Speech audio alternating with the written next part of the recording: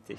Ils ont commencé à vendanger jeudi dernier et ce matin, ils sont presque 47 dans ces parcelles de Haute-Côte-de-Beaune. Ce sont les élèves du lycée viticole de Beaune qui sont à l'œuvre. En même temps, il y a du travail, 21 hectares de vignes, 19 appellations. Ophélie, bonjour. Bonjour. C'est du boulot, les vendanges, c'est... Oui, c'est dur. Hein. En plus, il fait chaud, mais c'est bien, on a le beau temps. Vous avez commencé la semaine dernière et vous, ce sont vos premières vendanges en tant qu'élève de BTS. En tant qu'élève de BTS, oui, mais sinon j'ai déjà vendangé plein de fois. Vous êtes, vous, issu d'une famille de vignerons? Oui, dans le Beaujolais. Et vous avez choisi, vous avez envie de faire quel métier? Plus dans l'œnologie, œnologue. Qu'est-ce qu'on apprend ici dans les vignes quand on a déjà vendangé depuis toute petite? Déjà, c'est une autre manière de vendanger. Nous, on vendange pas avec des caisses. Donc, voilà, et oui, c'est une autre façon de vendanger. Merci Ophélie, on va passer le micro à Benjamin. Bonjour. Bonjour Benjamin, vous êtes aussi élève en BTS. C'est ça, au BTS à Beaune. Mais vous n'êtes pas issu d'une famille de vignerons? Non. C'est quand même pas une première les vendanges? Bah non, ça fait 3 ans que je suis au lycée viticole, j'entame ma 4e année. Donc j'ai pu effectuer plusieurs fois les vendanges déjà. Vous tournez aussi sur les postes, hein. Vous n'êtes pas juste là pour couper du raisin. Non, on travaille en cuverie aussi. Donc pour la production de la fermentation alcoolique pour le vin. Et sinon on porte les caisses, on encadre un peu les élèves. Voilà. Encadré, c'est ça qui te plairait comme métier? Non, plus dans l'œnologie moi aussi, ouais. L'œnologie. Ouais, donc poursuivre mes études pour devenir œnologue dans quelques années, quoi. D'accord. Il y a combien d'années encore après le BTS? Après le BTS, donc j'ai 1 année de licence et 2 ans donc pour faire un master suivi d'un DNO, donc le diplôme national d'œnologie. Bon, il y a encore pas mal de vendanges en perspective. Pas mal, oui. Je continue mon petit déplacement et j'arrive vers l'enseignant, monsieur Moret, bonjour. Bonjour. Vous êtes enseignant ici depuis 1979. Hélas, oui.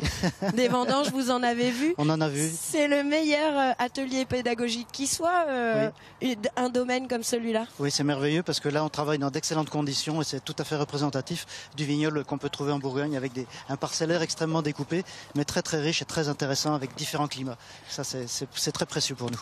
Alors, les vendanges, c'est un moment important, mais il n'y a pas que les vendanges, on est dans la vigne toute l'année. Oui, on a des élèves qui participent à tous les travaux de la vigne. En hiver, ils vont participer au ramassage des sarments, à la taille même. C'est les élèves pratiquement qui taillent une bonne partie du vignoble. Et puis ensuite, bien sûr, au printemps, il y aura les travaux en verre.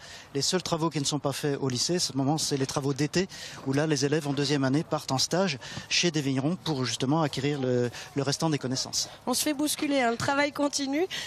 Une question, vous avez été grêlé pendant 3 ans de suite, pas cette année.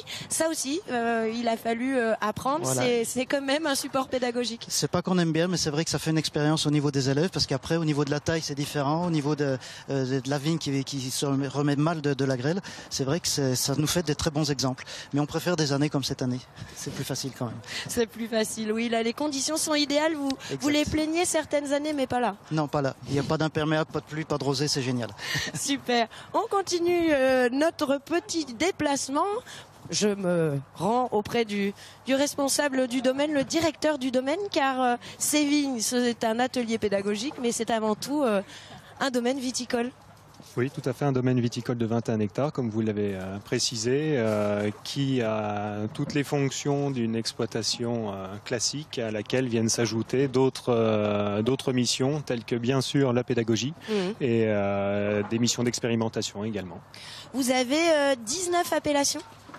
Oui, 19 appellations. Mais des traits. Là, nous sommes en Haute-Côte-de-Beaune, mais il y a des choses très prestigieuses. C'est déjà prestigieux, mais on a encore plus prestigieux. C'est déjà prestigieux, mais effectivement, bon nombre de nos appellations sont sur des premiers crus de l'appellation Beaune, des Beaunes Bressandes, Perrières, je ne vais pas toutes vous les citer. Non, bien sûr. Et nous avons également des Puligny Montrachet, des Savigny premiers crus, des Bourgogne aligotés, des blancs, des rouges. Tout un panel qui permet aux jeunes d'apprendre. Les mauvaises langues diront « Oh là là, je ne vais pas acheter du vin d'un lycée viticole, ils apprennent, ils ne savent pas faire le vin ». Alors, même si les élèves participent activement, comme vous l'avez dit, à toutes les activités, que ce soit viticole ou vinicole, ils sont systématiquement encadrés par des équipes, soit pédagogiques, soit du domaine, qui leur montrent les gestes et qui veillent au grain, on va dire. Et vous avez de nombreuses médailles qui chaque année donnent une récompense à ce travail. Et c'est notre rôle, effectivement, de produire un vin le plus qualitatif possible en fonction du millésime auquel il est rattaché.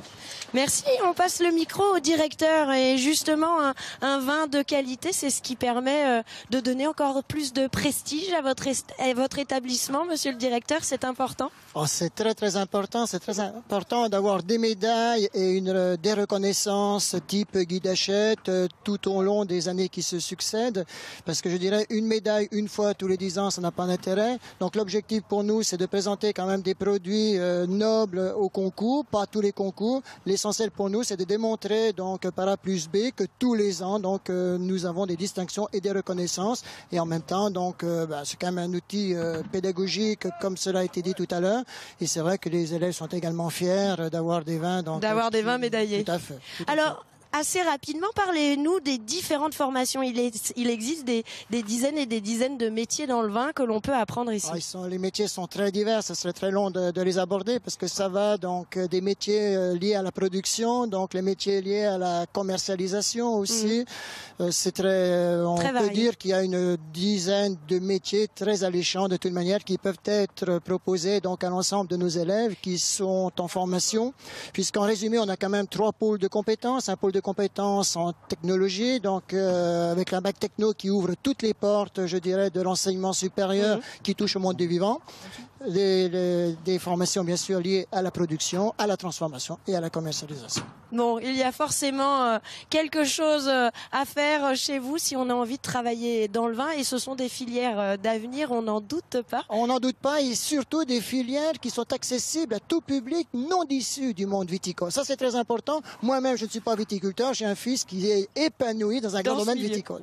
Merci, ce sera le mot de la fin, vous l'avez dit mieux que moi. Amélie.